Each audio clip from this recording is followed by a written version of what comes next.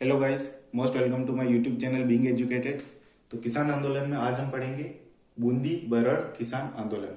बरड़ का बेसिकली मतलब होता है उबड़ खाबड़ वाली जगह, क्योंकि ये जो किसान आंदोलन है ये उबड़ खाबड़ वाली जगह से शुरू हुआ था, इसलिए इसे बरड़ किसान आंदोलन भी कहते हैं। और चूंकि ये बूंदी का किसान आंदोलन था, इसे बूंदी किसान आंदोलन कहते हैं।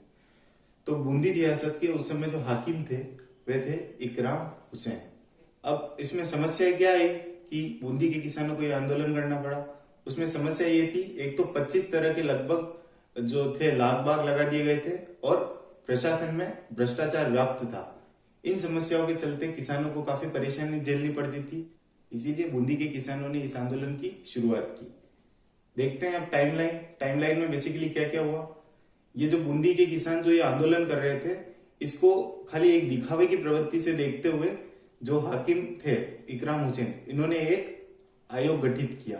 लेकिन आयोग का बेसिकली काम होता है कि जो भी समस्या है उनको सुने और उसका जो हल है उसको निकालने की कोशिश करे।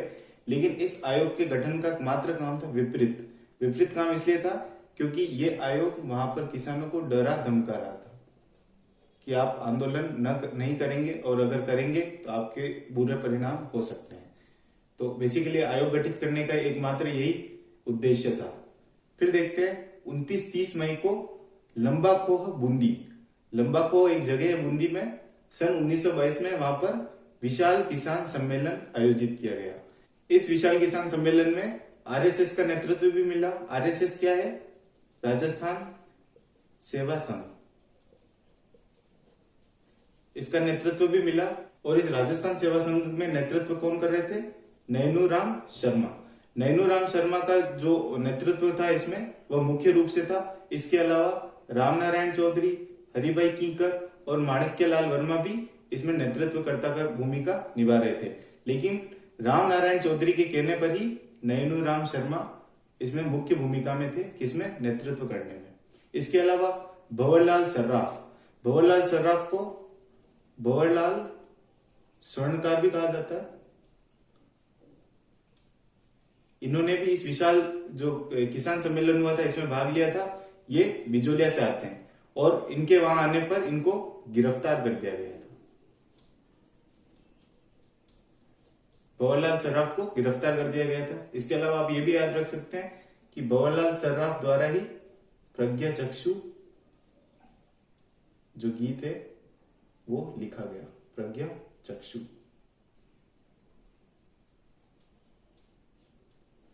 अब देखते हैं मुख्य घटना क्या हुई थी।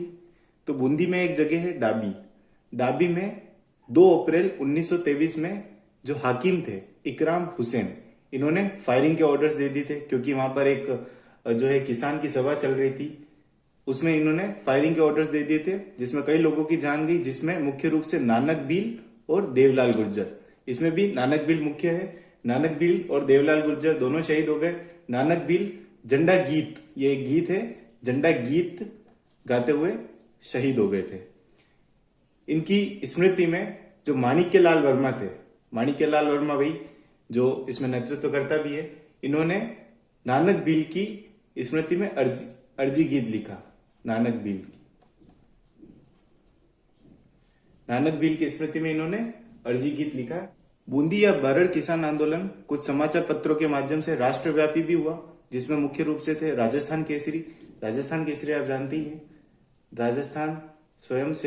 राजस्थान सेवा संघ के द्वारा वर्धा से ये प्रकाशित होता है, राजस्थान केसरी। इसमें भी बरड़ किसान आंदोलन की भूमिका के बारे में बताया था। इसके अलावा नवीन या तरुण राजस्थान, दोनों एक ही है। पहले नवीन था, उसी का नाम बदल के बाद में तरुण किया गया।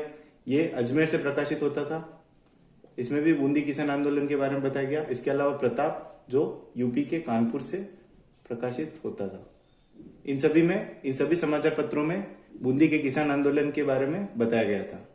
अब वहां के जो हाकिम थे इकराम हुसैन, उन्होंने इस आंदोलन को कमजोर करने के लिए क्या क्या कोशिश की वो देखते हैं। एक, राजस्थान सेवा संघ, इसको पूरी तरीके से नॉट अलाउड कर दिया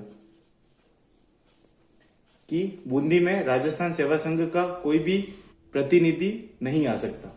इसके अलावा नवीन तरुण राजस्थान, ये जो अखबार था,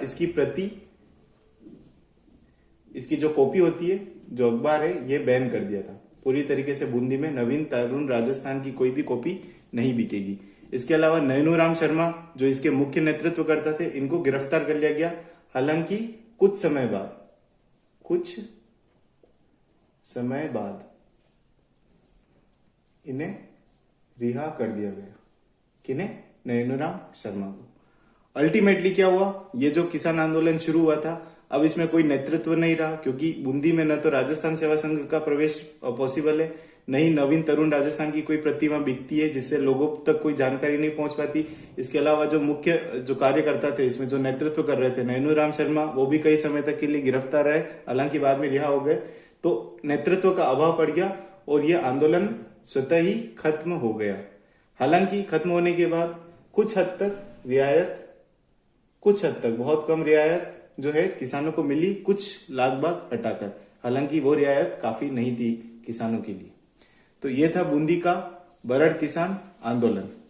इसके अलावा भी बूंदी में एक आंदोलन हुआ था, वो छोटा सा ही, इतना इंपॉर्टेंट भी नहीं है, तो उसके बारे में भी देख लेते हैं। यानी आंदोलन में मैंने ले लिया इसको।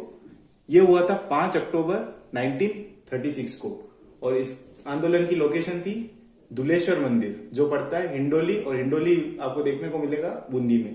बूंदी के हिंडोली में दुलेश्वर मंदिर में लगभग 90 गांव के जो गुर्जर किसान थे, 90 गांव के गुर्जर किसान एकत्रित हुए थे, और अपनी समस्या बताते हुए इन्होंने तहसीलदार को प्रार्थना पत्र भी दिया था। आखिर ये क्यों इकट्ठे हुए थे और इनकी समस्याएं क्या थी, वो देखते हैं। एक तो इनकी जो सामाजिक जो प्रथा है, उन पर रोक लगा दी गई थी, मुक्ता प्रथा, जिसे मृत्यु भोज भी कहा जाता है। किसी की मृत्यु होने पर जो भोज किया जाता है उसे मुक्ता प्रथा कहते हैं, उस पर रोक लगा दी गई थी। चराई भूमि जो थी उसकी कटौती कर दी थी। चराई भूमि की कटौती करने से मतलब है कि अब कृषि भूमि जो है वो ज्यादा बढ़ा दी गई थी, कृषि भूमि का विस्तार ज्यादा कर दिया गया था। इससे परेशानी किसानों को यह थी कि यदि कृषि भूमि अधिक बढ़ गई और चराई भूमि को कम कर दिया गया तो उनके जो मवेशी होंगे वो कहाँ चरेंगे, तो ये भी एक उनके लिए समस्या थी। इसके अलावा चराई टैक्स जो था उसको बढ़ा दिया गया था। पशु गणना भी की गई। पशु गणना करने से किसानों के मन में एक वहम पैदा हो गया कि आखिर पशु गणना क्यों की जा रही है। उनके मन में एक वहम था कि कहीं पशु गणना इसलिए तो नहीं की जा रही कि ये देख सके कि प्रत्येक परिवार में कितने मवेशी है, गाय भैंसे हैं, उनके ऊपर भी ये टैक्स लगा सके, इसलिए उनको पशु गणना की भी एक समस्या नजर आई। इसके अलावा वर्ल्ड वॉर 2 में सख्ती से चंदा इनसे लिया जाता था। उस समय वर्ल्ड वॉर 2 का समय था, 1939 से 45 के बीच में वर्ल्ड वॉर 2 चला था, तो उस समय जो है सख्ती से इनसे चंदा लिया जाता था। तो ये इनकी समस्याएं थी। तो इस बीच ये सारी समस्याएं थी, और इसी तरीके की जो 1936 में सभा हुई थी, 1936, इसके अलावा 1939 में भी सभा हुई और 1943 में भी किसानों की सभा हुई, लेकिन इससे कोई निष्कर्ष नहीं निकला, कोई रियायत नहीं मिली। अल्टीमेटली ये आंदोलन भी था वो स्वतः खत्म हो गया, और इसमें कुछ हल्की फुल्की रियायतें दी गई जो कि ना के बराबर थी। तो ये थे बूंदी के जो 2 किसान आंदोलन थे मुख्य रूप से, उसमें भी जो ये बरड़ किसान आंदोलन है, या जिसे बूंदी किसान आंदोलन भी कहते हैं, ये इंपॉर्टेंट था। आई होप आप सभी को ये बूंदी का किसान आंदोलन है ये अच्छे से समझ में आया होगा। Thank you very much for watching this video.